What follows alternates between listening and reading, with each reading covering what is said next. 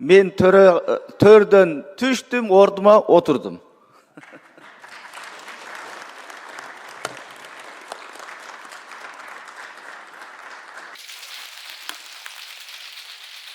Саламатсыздарбы, депутаттар? Өзүңүздөргө белгилүү болгондой, биздин парламенттик делегация кечинде Түркия Республикасынан расмий сапардан кайтып келдик. Расмий сапар абдан жемиштүү жана маанилүү болду. Биздин бул расмий сапарга Түрк Республикасы абдан чоң маани берип, белгиленген бардык жолугушуулар жогорку деңгээлде өттү, жогорку уюшкандыкта, жогорку даярдыкта кабыл алышты. Өзүбүздүн парламентарийлерден сырткары, парламенттин төрагасынан сырткары Түркия Республикасынын президенти Режеп Тайип Эрдоган менен да жолугушуу болду. Эки тараптуу жолугушууда эки өлкөнүн ортосундагы бир топ маанилүү маселелер талкууланды. Мен айтат элем, жалпы жонунан биздин расмий сапар абдан жемиштүү болду. Биз расмий сапарда жүргөн мезгилде биздин өлкөбүздө бир топ саясий оош кыйыштар болуп кетти. Буга бардыгыбыз күбөбүз. Ошондо ушу менин дарегиме дагы бир топ сөздөр айтылып, ар түрдүү маселелер болуптур. Мен айтып коет элем, биринчиден, урматтуу депутаттар, урматтуу кыргыз элим, мен бир эки адамга же бир адамга кызмат кылбайм. Мен кыргыз элине, кыргыз парламентине кызмат кылып келатам.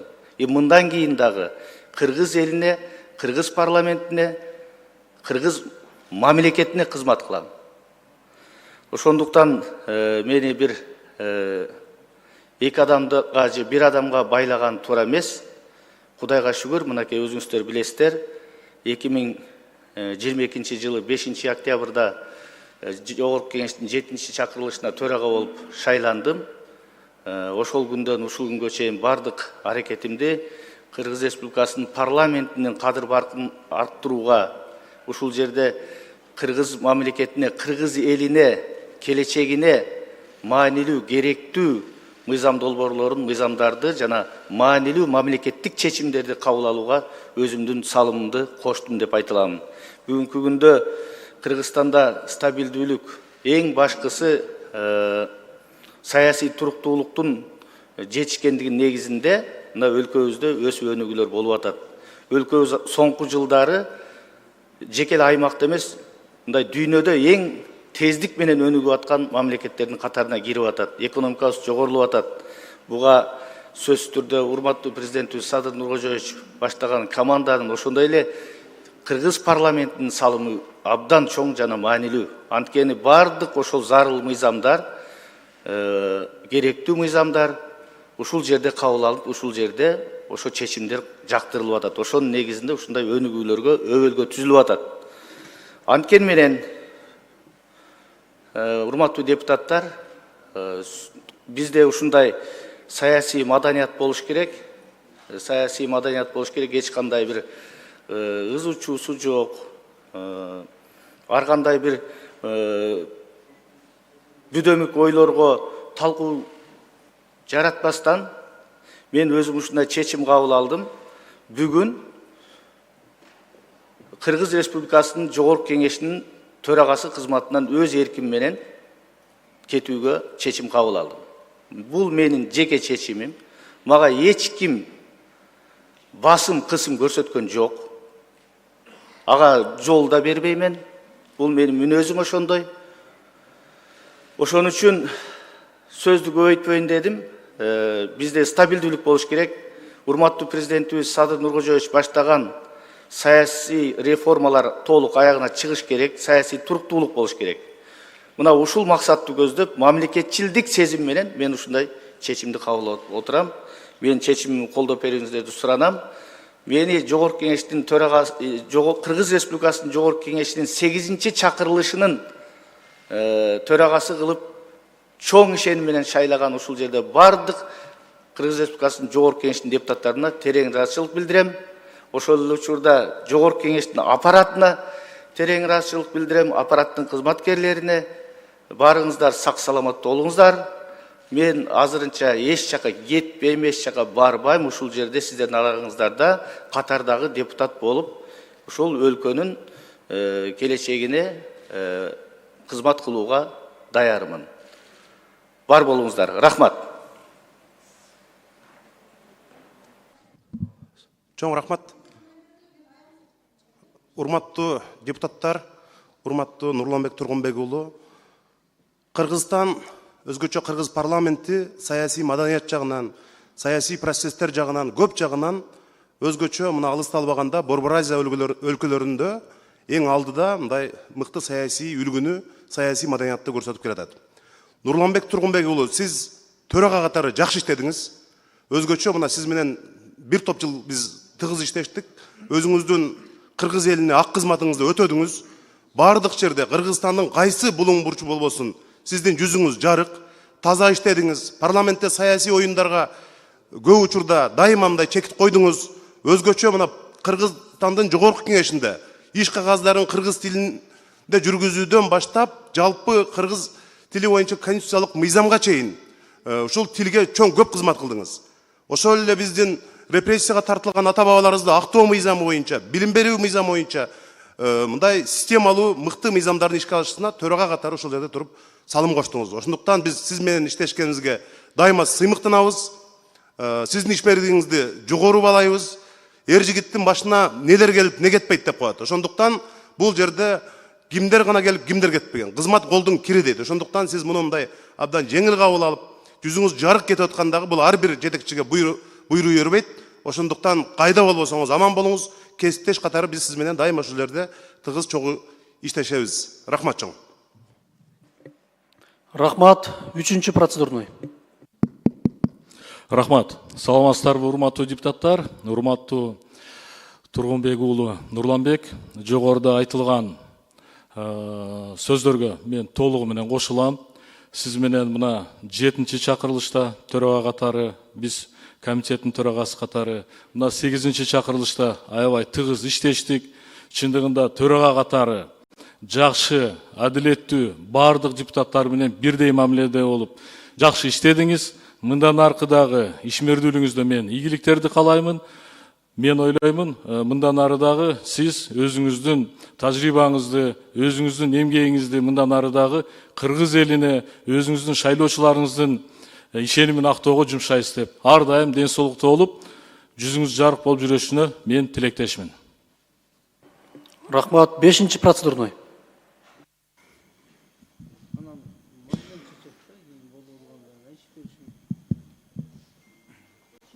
Рахмат, саламатсыздарбы, урматтуу депутаттар, Тургунбек уулу Нурланбек. Бүгүн ушундай чечим кабыл алдым деп депутаттарды бизди таң калтырып атасыз. Түндө эле биз чогуу биргеликте Түркия элине ошол жерге парламентине иш сапары менен чогуу барып, чогуу ошол мамлекетибиздин өнүп өсүшүнө, алдыга жылышына көптөгөн иштерди, ошол көптөгөн сөздөрдү сүйлөшүп келдик эле. Эми бүгүн ушундай чечим кабыл алыпсыз.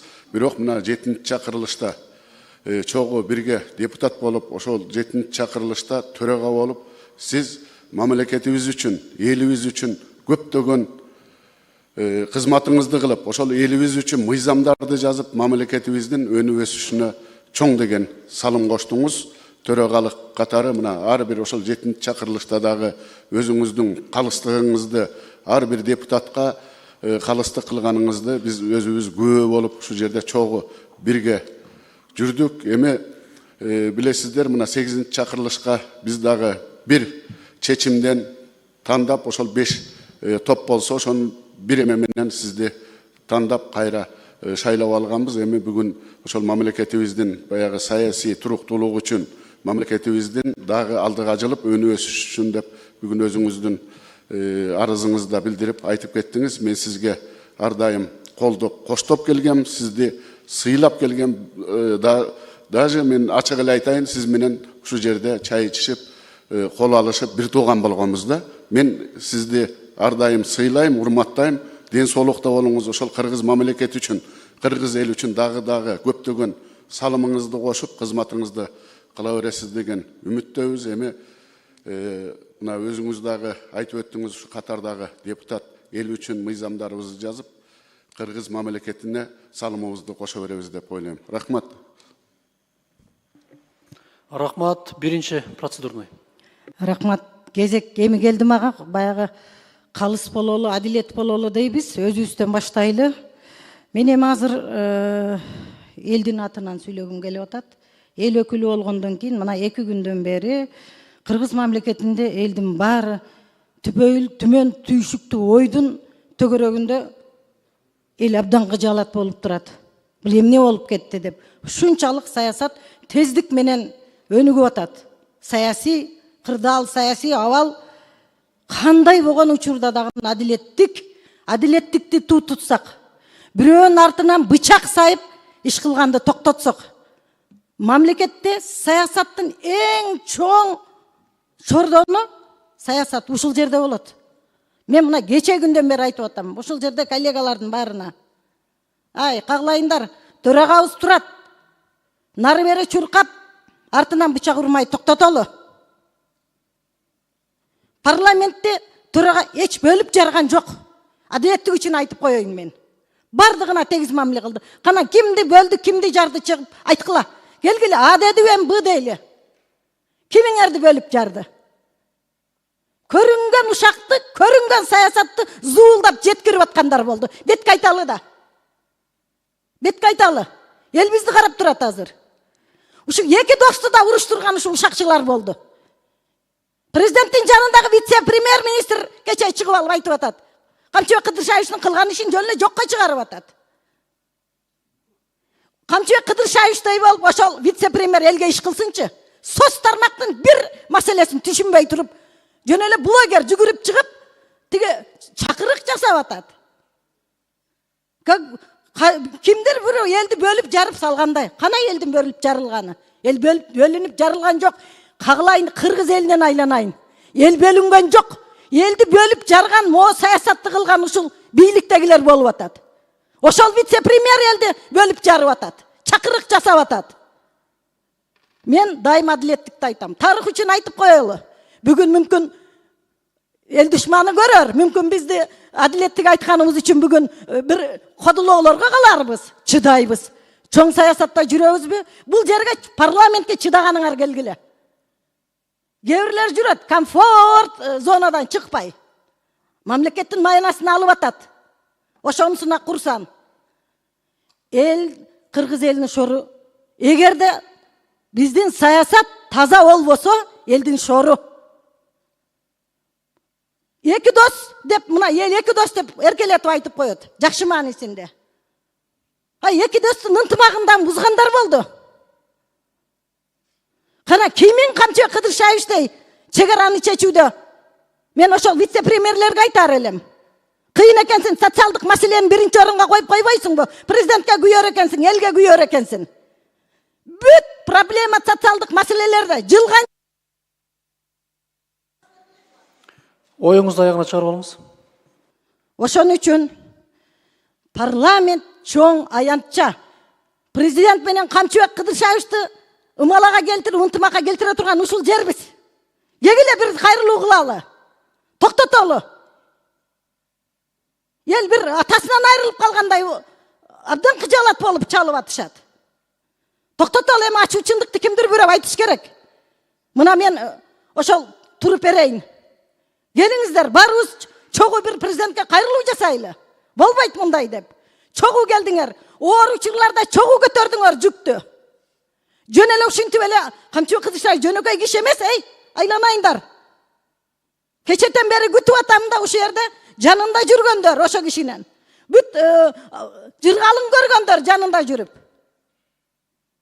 Бир гана Үмбеталы чыкты, рахмат Үмбеталыга. Мен кечетен бери ойлонуп атам, кимдир бирөө айтар бекен, жигиттерден кимдир бирөө мындай чыгып, ушул 2 дос урушпаш керек, жараштыралы деген сөздү айтар бекен деп аттым эле кечетен бери.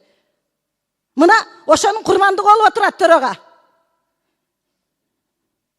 Бул кишинин мен бир канча жолу эч кимди сатпаган, бир канча жолу күбө болгонмун. Жигит деген жигитче кетет монтип. Мына өзүнүн арызы менен кетип атат. Мына азыр угуп отурабыз бардыгыбыз. Ошон үчүн мен келиңиздер, эми жогорку кеңеш чоң аянтча берге келип эле күн өткөрүп күн тартибин карап коюп кете бербестен саясатка аралашалы. Кризистик абалда туруп берели биз дагы.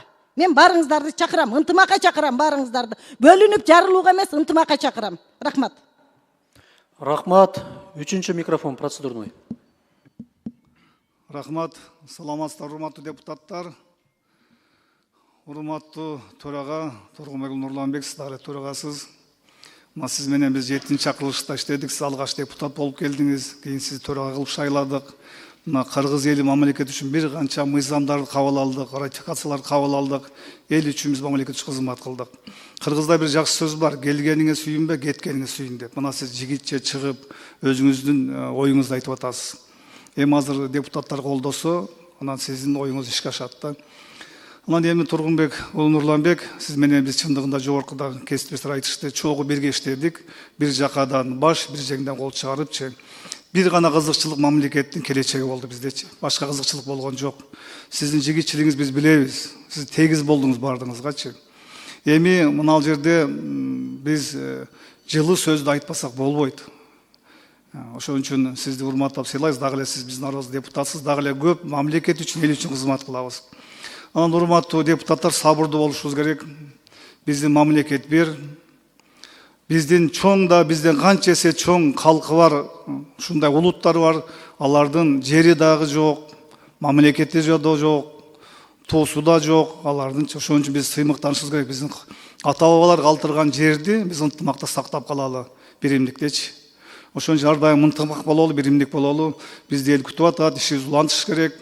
Алдыда көп жакшы мыйзамдарды кабыл алышыбыз керек.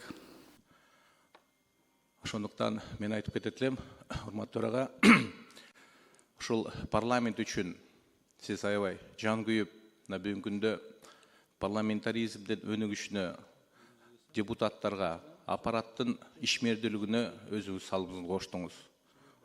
Канчалык болбосун бүт шарттарды түзгөнгө аракетиңиз жакшы болду. Ошондуктан мен ойлойм, Кыргыз Республикасынын парламентаризмде сиз төрага катары өзүңүздүн изиңизди калтырдыңыз. Жакшы төрага катары, иштеген төрага катары.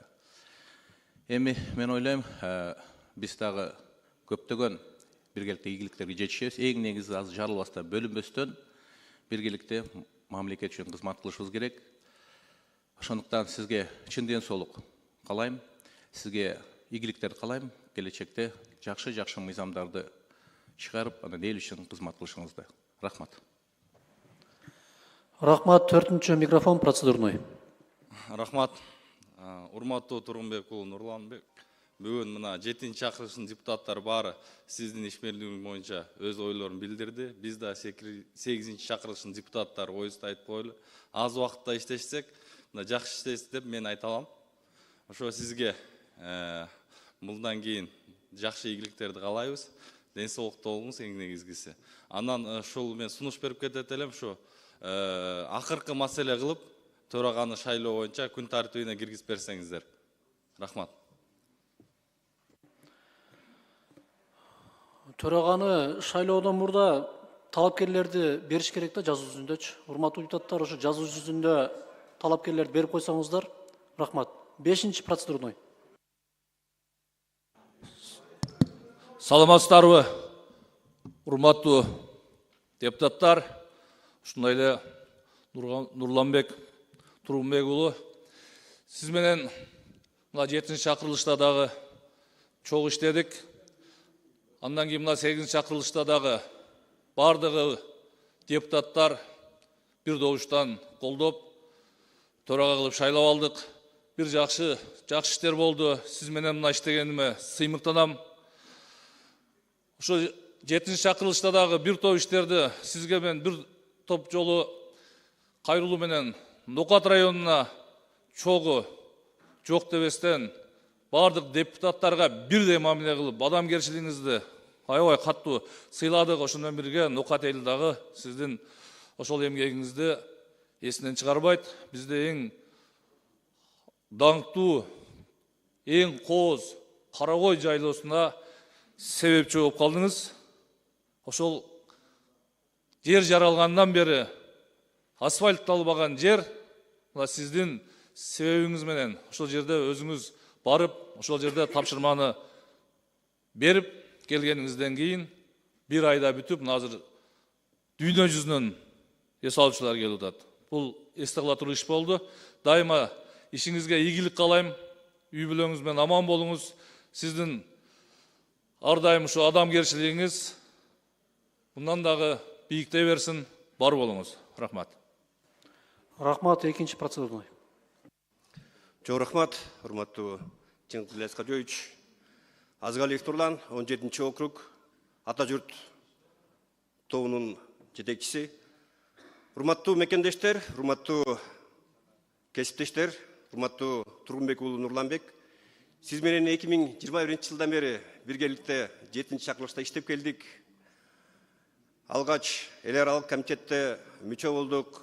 Андан кийин сиз 7-чакырылыштын төрагасы болгондо мени төраганын орун басарына чакырдыңыз эле. Сиз менен 7-чакырылышта иштегенде чынын айтканда көптөгөн тажрыйбаны топтодум. Анткени мен мурунтан мамлекетте иштебеген бир депутат катары сиздин жаныңызда сизге биздин орун басарлар менен биргеликте жаныңызда жүрүп бир топ сиздердин алдыга жылдырган иштериңизге күбө болдук. Мен ойлойм, ушул 7-чакырылышта биздин кесиптештер менен биргеликте көптөгөн жакшы иштерди кылдык. Ошонун башында сиз турдуңуз. Азыркы албетте сиздин алган чечимиңизди жалаң эле биздин 8-чакырылыштын депутаттары эмес, бүткүл эл сыйлайт. Сизге чың ден соолук, узун өмүр, бакыт талайым калайм. Буйруса мен бир нерсени эле тилейт элем. Кыргызстаныбызда тынчтык болсун, аманчылык болсун. Рахмат. Рахмат, 5-ci микрофон процедурный. Рахмат, урматтуу төрагалық кылуучу, мекенчил депутаттык тобу Зулушев. Урматтуу кесиптештер, мына бүгүн күтүүсүз окуя болду. Мамлекеттик кызмат деген бул менчик эмес. Мамлекеттик кызматка келгенде ар бир жаран шайлангандан кеткен эсинен чыгарбай жүрүш керек да. Мына бүгүн Тургунбек Нурлан уулу өзүнүн чоң саясий эркин көрсөтүп, өз каалоосу менен акыркы окуяларга байланыштуу ушу төрагалык милдетти өткөрүп атат. Тургунбек уулу Нурлан мырза, ишиңизге ийгилик. Сиз бул төрага боло электен мурун эле 15-12 жылдан бери биз жакшы таанышпыз. Адам катары кандай адам экениңиз, кандай саясатта жеке адамдык мүнөзүңүз бар экенин билебиз. Мына бүгүн кызмат бул түбөлүктүү эмес, сиз элдин өкүлүсүз, өкүлбөйдөн калып атасыз.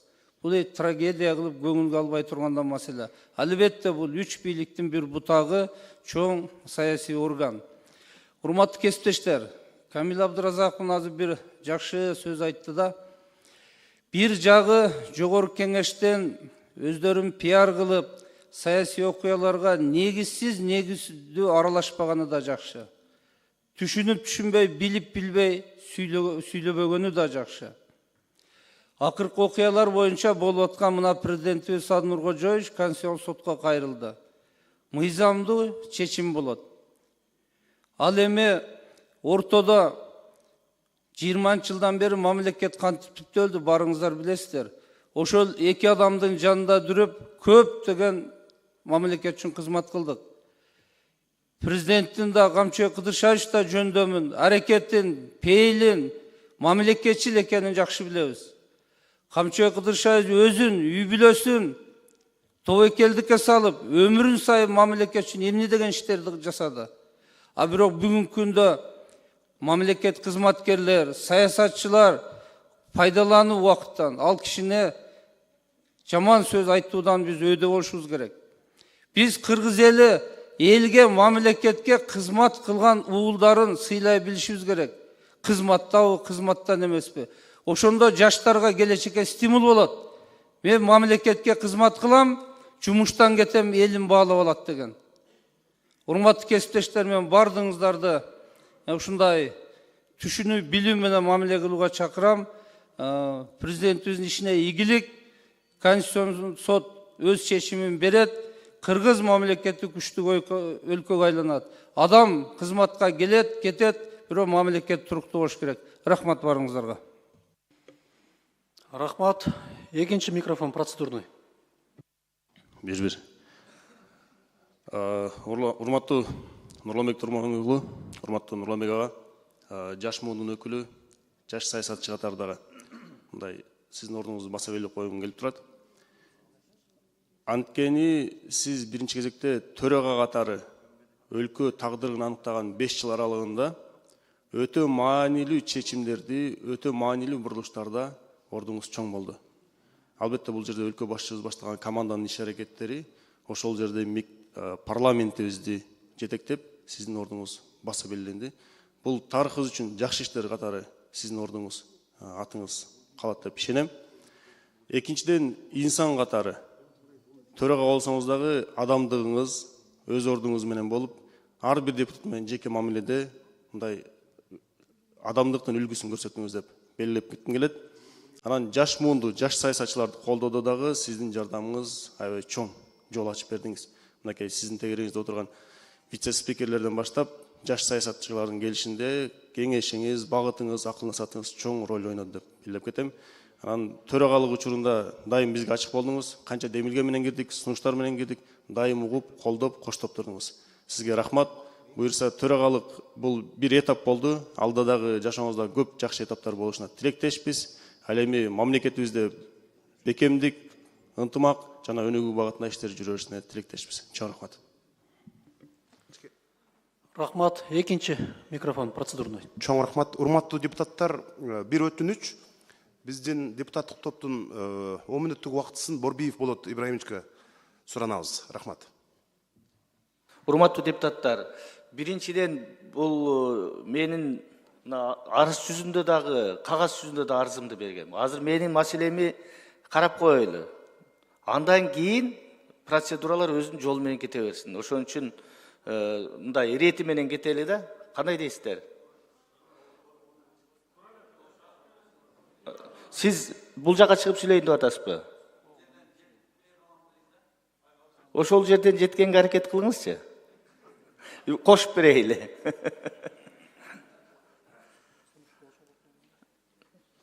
Урматтуу кесиптештер, сунуш келип түштү. Аталган сунушту добушка коюшубуз керек. Анда мындай кылайлы да. Азыр биринчи менин арызыма добуш беришиңиздер керек. Андан кийин эгер бул сиздин сөзүңүз буга тиешеси жокпу? Анда бияка эле чыгып бериңиз, анда эгер ал жетпей келиңиз. Каршылык жок да, урматтуу депутаттар. Каршылык жок болсо келиңиз. Добушка коюп коюн, аталган сунушту добуш берип койсоңуздар.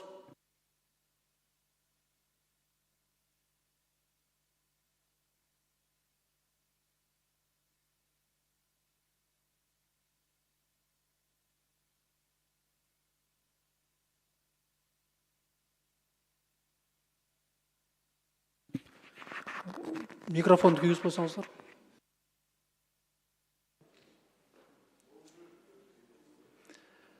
Рахмат, урматтуу депутаттар. Урматтуу кесиптештер. Урматтуу Нурланбек Тургунбек уулу. Мына сиздин бул биздин парламентке сиңирген эмгегиңиз төрага катары, депутат катары бардык кесиптештер тарабынан айтылды. Мен дагы şu Кыргыз мамлекетине кызмат кылган жаран катары мына буга чейин ар кайсы тармактарда иштеп келип, анан мына урматтуу кесиптештер сиздер менен кесиптеш болуп, ошол урматтуу Нурланбек Тургунбек уулу сиз менен кесиптеш болуп иштеп калганыма сыймыктанам. Сиздин парламенттеги жасаган иштериңизди бардык кесиптештер билет, бардык аппарат билет. Сиз парламенттеги, ушу парламенттин иштөө маданиятына кошкон салымыңыз, аппараттын ичиндеги болгон өзүңүздүн жасаган иштериңиз ушул жердеги ынтымакты кармап тургандыгыңыз баарыбызга белгилүү. Ошон үчүн сизге терең ыраазычылык билдирип, рахмат айткым келет. Мындан ары дагы чогуу кесиптеш болуп, кыргыз элинин келечеги үчүн, өлкөбүздүн өнүгүүсү үчүн, жалпы кыргыз эл үчүн кызмат кылабыз деген ниеттемин. Ошол эле учурда мына азыркы болуп аткан кырдаалга карата мына мен өзүм дагы оюмду айтып кетүүгө уруксат этиңиздер. Эми урматтуу кесиптештер, биз 5 жыл артка кылчайып карайлычы. 5 жыл мурда биздин мамлекетибиз кандай акыбалда эле? Мына ушул акыбалдан ушул бүткүл эл шайлаган мына биздин урматтуу президентибиз Садыр Нуркожоевич, анын жанындагы кыргыз эл баатыры, эл сыйлаган Камчыбек Кыдыршаевич жетектеген команда сууруп чыкпадыбы мамлекетти ошол акыбалдан? Элдин жүрөгүндө муз болуп катып калган кумтөр маселеси чечилбедиби?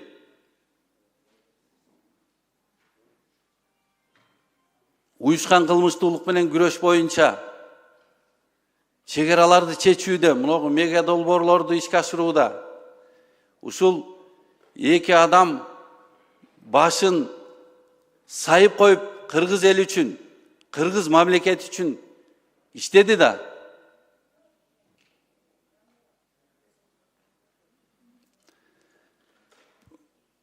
Мына урматтуу президентибиздин тапшырмасы менен Камчыбек Кыдыршаевич уюшкан кылмыштуулук менен күрөшүүдө жанын тиштеп алып,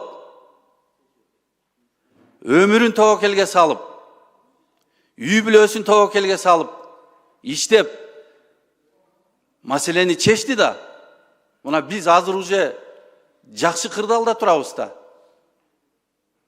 Ал эми ошол эле президентибиздин тапшырмасы менен чек араны чечкенде кандай ошол жерде согуштук агрессия болуп турду эле убагында. Ошол кезде жанын оозуна тиштеп алып, президенттин тапшырмасы менен чуркап жүрүп чечти да ошол маселени. Мына ошондуктан өлкөбүздө өнүгүү болуп, мына мега долбоорлор ишке ашып, мына жаңы мамлекетибиз бутуна туруп, экономикабыз өнүгүү жолуна түшүп, стабилдүүлүк орноп, элдин мамлекетке болгон ишеними мына пайда болуп, мамлекетибиз азыр өнүгүү жолунда да жакшы. Ошондуктан урматтуу кесиптештер, мен дагы баарыбызды ынтымакка чакырып кетем. Элибиз ынтымактуу. Азыр бизди парламентти карап турат.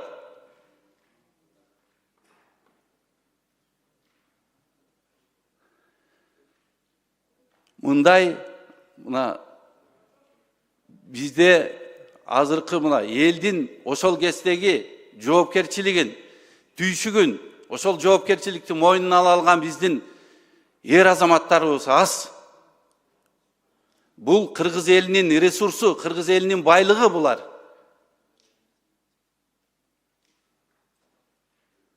Ошондуктан урматтуу кесиптештер, бардыгы мына Камчыбек Кыдыршаевич да өзүнүн кайрылуусунда айтты. Урматтуу президентибиздин чечимин баарыбыз аткарууга милдеттүүбүз. Бардыгы мыйзам чегинде болот деп айтты. Мен дагы ишенем. Мына парламентте да ынтымак болот. Элибиз ынтымактуу. Бардык чечимдер мыйзам чегинде кабыл алынат. Бунун бардыгы биздин өлкөбүз үчүн, кыргыз мамлекет үчүн, кыргыз эл үчүн керек. Парламент үчүн керек. Ошондуктан урматтуу кесиптештер, мен толук ишенем. Ошол урматтуу президентибиз Садыр Нуркожоевич менен, Камчыбек Кыдыршаевич менен башынан баштап бир мамлекет үчүн, эл үчүн иштеп келаткан инсан катары баарыбыздан, баарыңыздардан суранып кетем. Баарыбыз ынтымактуу бололу. Өлкөбүздүн өнүгүүсү үчүн, стабилдүүлүк үчүн, кыргыз эл үчүн. Рахмат баарыңыздарга. Рахмат, урматтуу депутаттар, биз регламенттин негизинде иш алып барабыз. Азыр мен токпойн. Регламенттин 21-ci беренесине токтолуп кете турган болсок, төраган жана анын орун басарларын ыйгарым укуктарын мөөнөтүнөн мурда токтотуу жөнүндө, төраган же төраган орун басарынын ыйгарым укуктарын алып салуу жөнүндө жазуу жүзүндө арыз бергенде деп атат. Мына азыр төрагадан арыз келип түштү.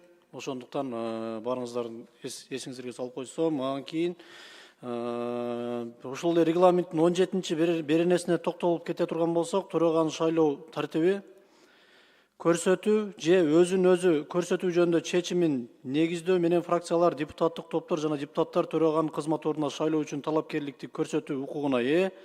Фракциялар, депутаттык топтор тарабынан төраганын кызмат ордуна талапкерлерди көрсөтүү жөнүндө жазуу жүзүндөгү сунушу жогорку кеңештин жыйналышында төрагалык кылуучуга берилет. Ал көрсөтүүнүн кезектүүлүгү боюнча талапкерлердин бирдиктүү тизмесин түзөт жана аны жарыялайт. Урматтуу депутаттар, аталган сунуштар жазуу жүзүндө келгенде биз азыр күн тартибиндеги маселелерди карай берсек, ошол учурда күн тартибине кошуп кете беребиз. Урматтуу депутаттар, жумушубузду улантсак кандай дейсиздер? 6-cı микрофон, процедурный. Саламатсыздарбы? Жумушубузду улантабыздар.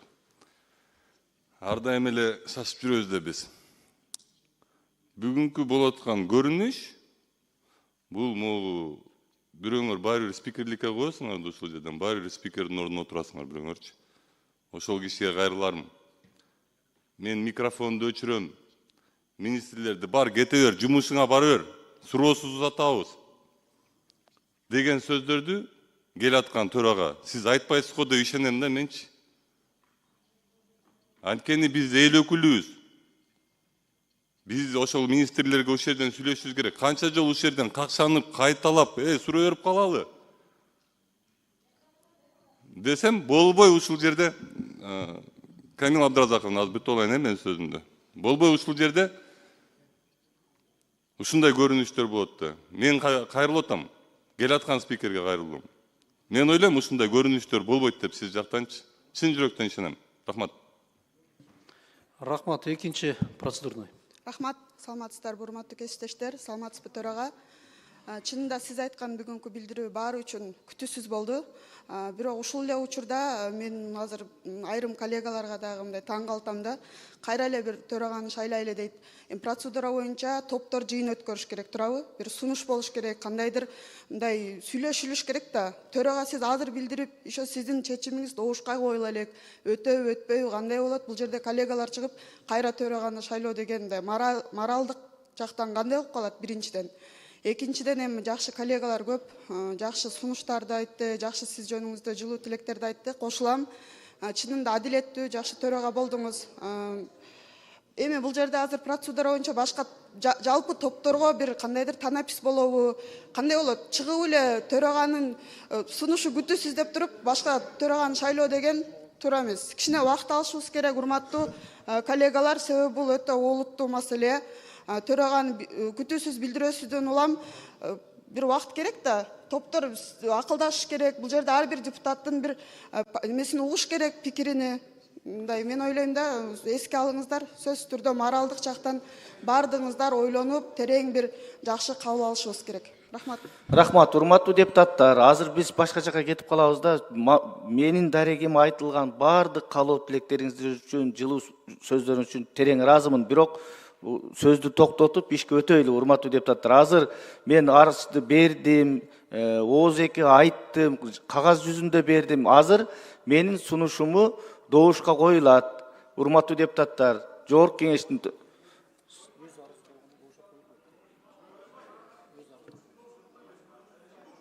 добушка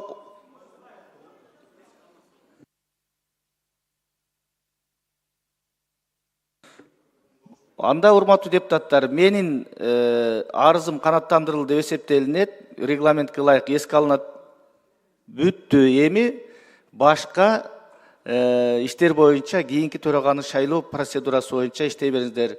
Анда баарыңыздарга рахмат. Мен төрдөн түштүм, ордума отурдум.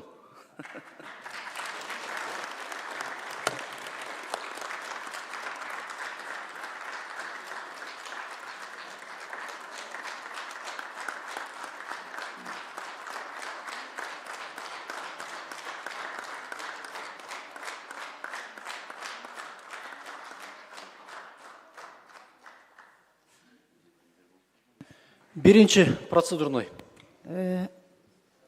Урматтуу кесиптештер, Атажурт Талиева. Эми шашпасак. Асман ойлуп жерге түшүп калган жок. Шашылбаңыздар. Акылды пештейли. Акылдашалы. Биз бир мындай бир көчөдө эле бир жора отурушка жетекчи дайындап аткан жокпуз. Азыр мен танап сурайт элем. Макул десеңиздер, эми мен топ деп айткым келбейт, фракция деп көнгөнбүз да. Ошол топтор өз ара бир сүйлөшүүлөрдү жасайлы. Өскүндүгүбүздү өзүбүз кесели эми, тияк биякта карап отура бербестен. Бизге танап ис берсеңиз, урматтуу төрагалык кылуучу. Канча убакыт? Канча убакыт десек? 1 саат. 1 саат добушка коюңуз, мен сунушумду. Өтсө өтпөсө жок.